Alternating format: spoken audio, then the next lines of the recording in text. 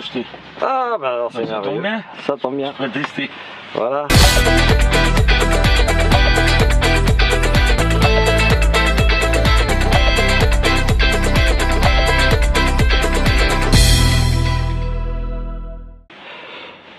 Contact. Le contact. Alors ben bienvenue dans le nouveau FH. Vous avez des réglages du siège sur la gauche. Celui-ci est à commande électrique. Donc pour régler votre siège, pour être à l'aise, la position conduite. Bon, ça a l'air d'aller. Ça a l'air d'aller. Le volant, alors la petite pédale de gauche, voilà.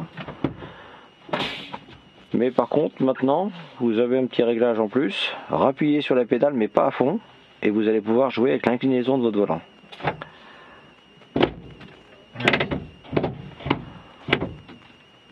Voilà, vous pouvez mettre le volant vraiment comme vous le souhaitez.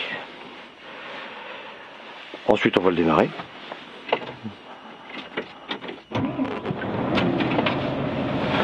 Quelques commandes. À main droite, eh bien, nous avons un menu avec les ordinateurs de bord, indicateur de charge par exemple. Si j'appuie sur ma petite télécommande en même temps, en bas, à gauche, voilà, oui. Toc. Appuyez sur la petite flèche en haut au-dessus du OK. Et bien regardez, j'ai aussi la charge.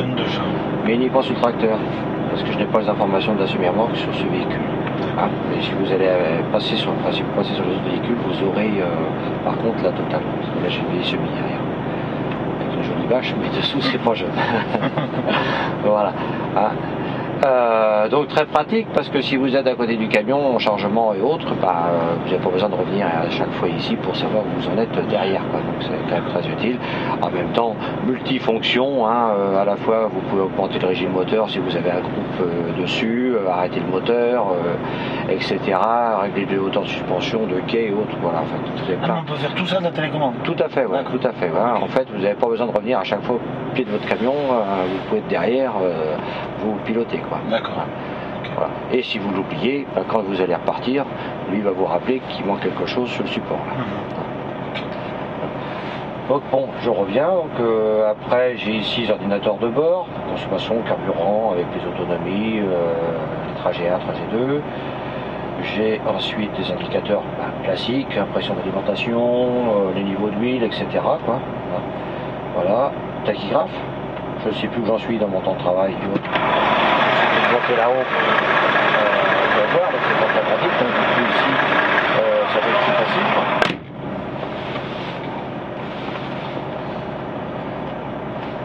À la main gauche, j'ai ici mon régulateur de vitesse. J'ai ici mon régulateur de vitesse et en même temps, ça donne un petit coup d'accélérateur, ça va s'arrêter. Voilà. Ma tolérance 80-85, vous voyez. Par exemple, on est réglé à 80, donc 80 minimum, 85 maxi, il va me retenir. Dès qu'on en arrivera à 85. Voilà, tout à fait. Et en même temps, si je me rapproche trop près de quelqu'un qui est devant, avec mon petit curseur, je règle mon interdistance comme je veux. Voilà, si je considère que bon, j'ai besoin de 50 mètres ou j'ai besoin de 100 mètres, n'importe, c'est vous qui décidez. Et puis à ce moment-là, il va ralentir jusqu'à aller s'arrêter. Ce nouveau système, là, les nouveaux Renault. Tout à fait. Ah ouais, d'accord. Alors après, il y a des parties options, pas options et tout ça. Donc après, il faut voir les commerciaux pour rentrer plus en détail dans la partie optionnelle des équipements. Quoi. Donc là, bon, nous, sur le circuit, on supprime ça. On appuie sur 0 pour supprimer. Ici, nous avons la commande VEB. Donc A sur High Roll.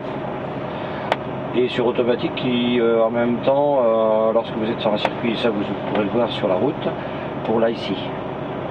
Vous allez entendre parler, si vous refaites le même trajet, le véhicule a retenu et a mémorisé le trajet et va améliorer la conduite sur ce type de trajet. Mais bon, sur le circuit, on ne peut pas le voir, mais il faut aller sur la 1, 2, 3. Ah. Suivant la puissance de ralentissement que vous souhaitez. Et si je veux vraiment un peu plus vite, un peu plus fort, je tire de ralentissement, et ben j'appuie sur le break. Voilà. Bon, donc on va y aller. Alors bien sûr, j'ai la radio qui est ici, je commande de mon volant, je passe de droite à gauche des écrans, hein, je suis ici, voilà. Voilà. Pour l'instant, si là je la commande ici, bon, peux passer ici parce que bah, je sais pas, je considère que le son ne va pas. Ah si, voilà, où je baisse, voilà, et puis après je peux changer de station. En jouant ici, vous n'êtes pas obligé de venir tripoter là-dedans, et ça peut être valable pour le téléphone comme tout quoi. Hein. Hop, et je repasse de l'autre côté. Voilà. Je vous laisse partir. Alors, boîte high shift, donc on va se mettre R, recul, A, on avance. Là, et puis F, juste appuyer là. vous appuyez dessous là, et puis vous amenez la poignée derrière vous. Voilà. Alors là, on va tomber en mode manuel. Ah oui. Qui est un peu séquentiel, voilà. Ouais. Automatique. Le frein est électrique, mais soit qu'on appuie ou soit qu'on accélère, il s'enlève tout seul. Ah d'accord. On va mettre la petite teinture parce que sinon ça va biper. Et là on part. On part donc à gauche et droite.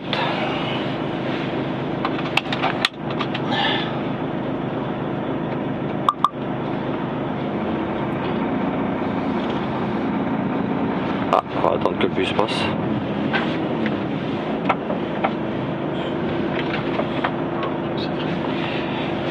Qu'est-ce que vous pensez de la visibilité? La position des rétroviseurs? Ouais, bien, bien.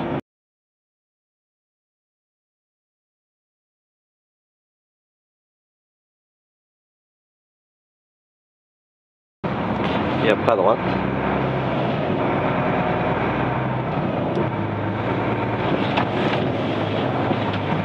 Voici.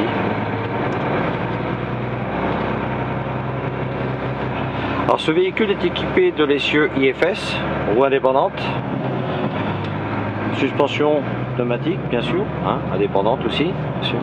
Hein, donc nous n'avons pas de lame, hein, c'est des coussins. Et on va pouvoir essayer ça sur les petits vibreurs pour voir ce que vous allez sentir dans le volant, parce que du coup vous n'avez pas la même sensation au volant que sur une direction classique en fait, parce que c'est une crémaillère qui est en dessous. Voilà. Donc les retours dans le volant vous ne les avez pas. Alors c'est agréable quand on fait de la route parce qu'en fait on n'a pas ces micro vibrations qu'on a dans le volant. Donc, là, je passe sur la... Voilà, vous faites moite-moite comme ça, vous faites complet, vous faites comme vous voulez. Lâchez la pédale d'accélérateur et on va se mettre en high roll en même temps. Vous voyez, tac, on est tombé à 600 tours. Voilà, vous sentez quelque chose dans le volant? Ouais. Ah. Croire que... Donc là, bah, je vous laisse le ralentir.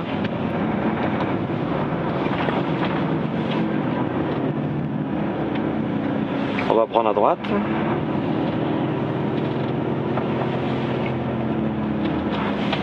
Alors bon, c'est vrai que la direction donne l'impression d'être un peu plus, pas dire dure, mais plus gourde un petit peu. Et justement, c'est grâce à cette souplesse qui est puis très agréable hein, en conduite, c'est vraiment super. On va tester le VEB+ dans la descente. On reste à droite là, et à la hauteur de la petite cabane là, je vous laisse mettre le Komodo sur 3 et puis pourquoi pas même appuyer sur l'interrupteur du bout.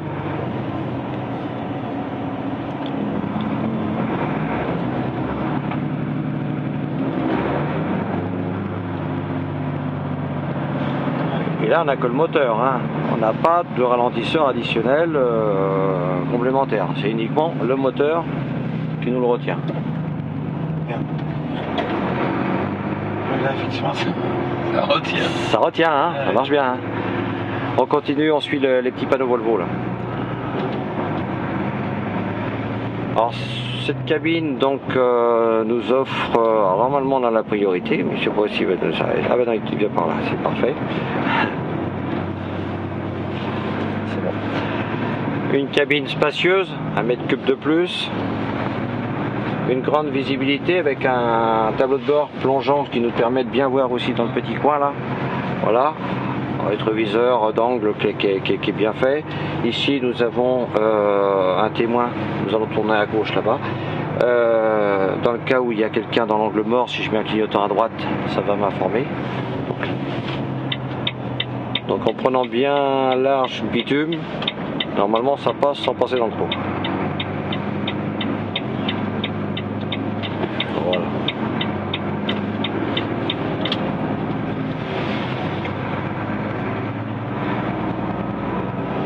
On a gardé toujours ce petit tunnel de façon à éviter que les saloperies en fait, tout ça viennent au milieu, ça permet de garder toujours une surface propre pour aller se coucher. De plus facile d'accès avec les marches, on a 3 marches, donc plus facile pour monter. On a toujours quelque part une cabine qui n'est pas trop haute, facile d'accès d'en bas. Nous avons des interrupteurs sur notre, là on va aller à gauche, accessible d'en bas, c'est quand même très pratique. On verra tout à l'heure la couchette qui est assez agréable.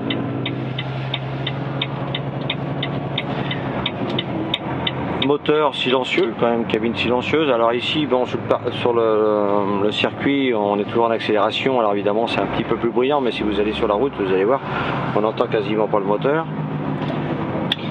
De plus, on a une isolation thermique qui fait qu'on n'a plus cette montée de chaleur qu'on pouvait avoir dans les véhicules, vous savez, en pleine journée, machin, vous avez roulé, donc en dessous, ben, il est chaud lui. Voilà. Alors là, ben, ça nous évite justement de mettre le moteur en route pour avoir de la fraîcheur, parce qu'on a un live parcours qui va nous refroidir notre cabine. On va s'arrêter en côte pour faire un petit démarrage en côte.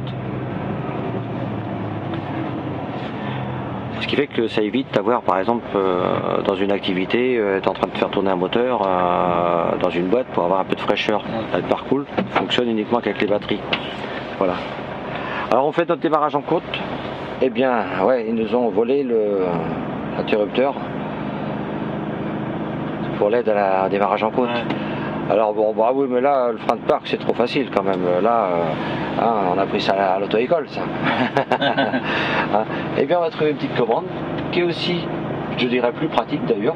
Eh bien, c'est celle du VEB. Si je la tire vers ici, je vais vous laisser faire. Alors, vous avez deux crans, vous faites le premier, par exemple, le deuxième, comme vous le souhaitez. Je vous laisse faire, vous le gardez maintenu et vous lâchez votre pédale de frein. Et là, vous le lâchez, vous accélérez.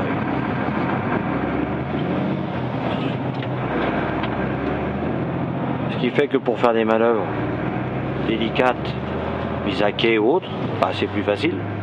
Quand on n'a pas, évidemment, le système d'aide, démarrage en côte. Et comment on fait pour savoir qu'il est enclenché, démarrer, ça l'affiche? J'ai pas vu. Non, parce que vous faites juste le c'est juste le... Juste, voilà. Ce qui vous permet de faire un essai de traction. Oui, on va l'arrêter. Voilà. Ça nous permet de faire un essai de traction en même temps. Ouais. Parce que là, on a fait fonctionner uniquement que les freins de la SMI. D'accord. Voilà.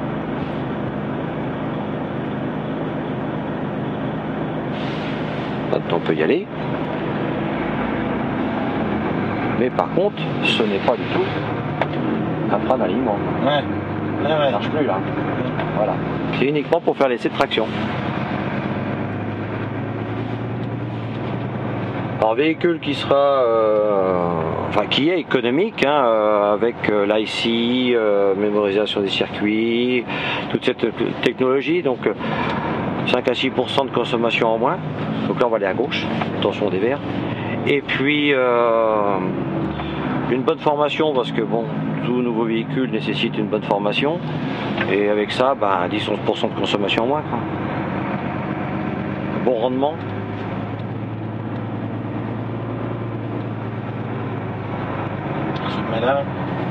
Elle nous a pris la place, donc on va se mettre entre les deux, là, ici, au milieu.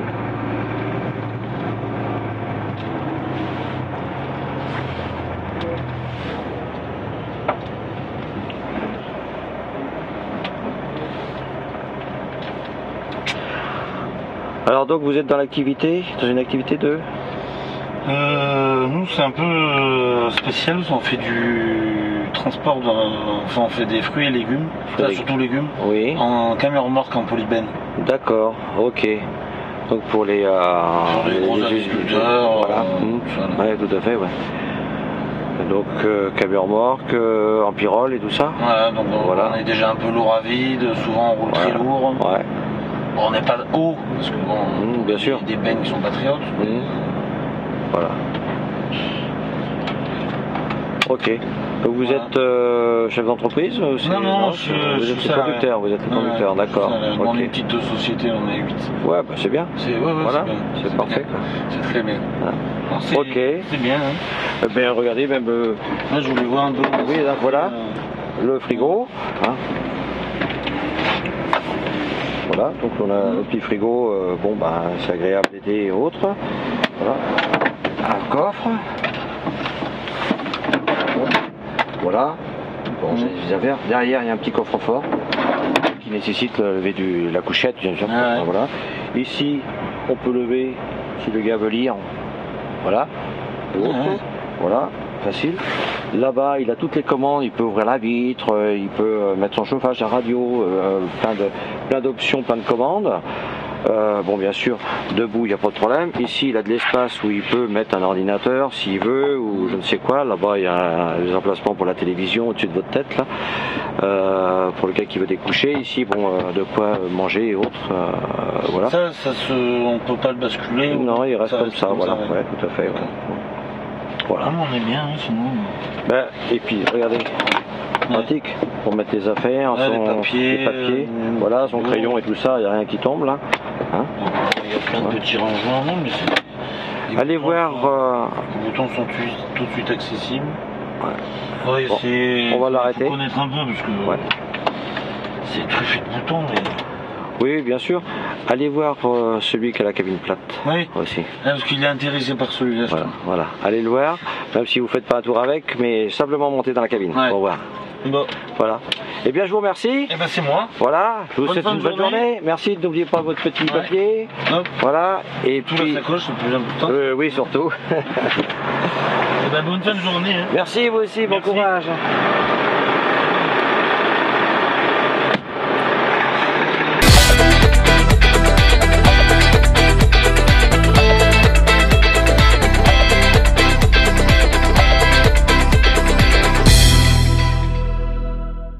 Alors, quelles sont vos impressions générales après avoir essayé ce nouveau Volvo FH ? C'est un bon véhicule qui a apparemment un bon compromis, qui est assez silencieux.